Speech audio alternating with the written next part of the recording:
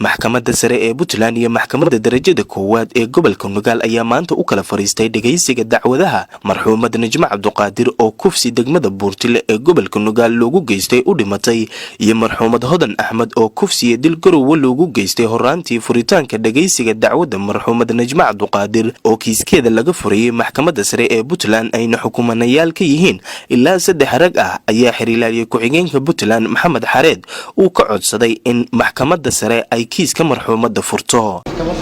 kiiska in loo maadaama anaga dhaqaalaha ay meel la dhageysto maalinta dambana ayaga la dhageysto maxkamaduna maasan maxkamadda sare ee Puntland ayaa go'aamisay dooda xeer ilaalinta maxkamaddu markay dhageysatay doodii xeer ilaaliyaha maxkamaddu markay shoortay waxa uu soo baxay inuu kiiskan socon karin maanta baranaan awgeed maadaama nimanka maxaabiista eedaysan ee haddana xukuman ay waajib tahay inay helaan qareen maxkamaduna ay socon kareen waxaa maxkamaddu marka garatay oo go'aan ku gaartay maanta waa kiisku waa furnaa fadhiga koowaad fadhiga labaad ee xiga in qareemadii la helo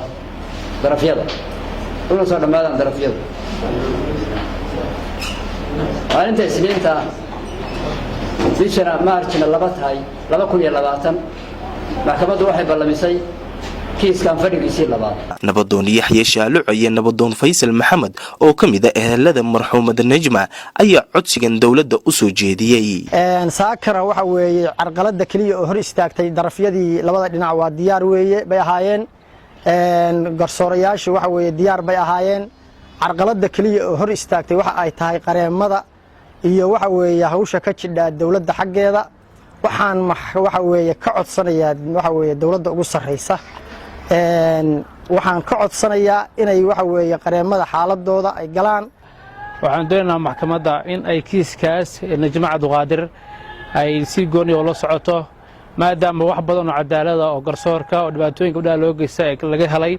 inay kiiskaas waxaan rabnaa sidii cadaaladda waafaqsantahay oo waafajiyaan dhanka kale maxkamadda darajada koowaad ee gobolka Nugaal ayaa iyana maanta la hor keenay ilaa 7 rag ah oo ku eedeysan in ay ku lug leeyihiin kiiska kufsiga iyo dilka isugu jira ee garow loogu geystay marxuumad Hodan Axmed maxkamadda ayaa go'aamisay in ay warbaahinta aysan duuban karin doodaha furitaanka iyo go'aamada maxkamadda hasaatee ay goobjoogayaal ka ahaadaan waxaana markii dacwadda kiiska la soo xiray warbaahinta la hadlay nabadoon Yaasiin Cabdisamad oo kamida ehelada marxuumad Hodan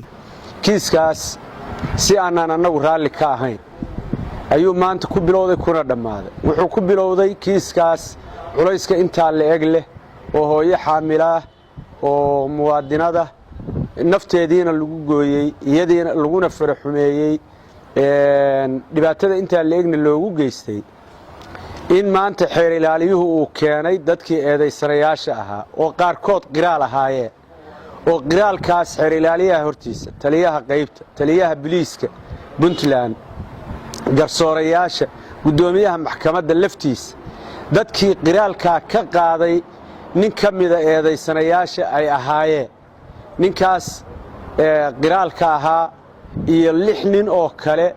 oo kiiska loo keenay oo la yiri waa u eedaysnaayeen waxay yiraahdeen waxba laguma hayo ninkaanina waxay yiraahdeen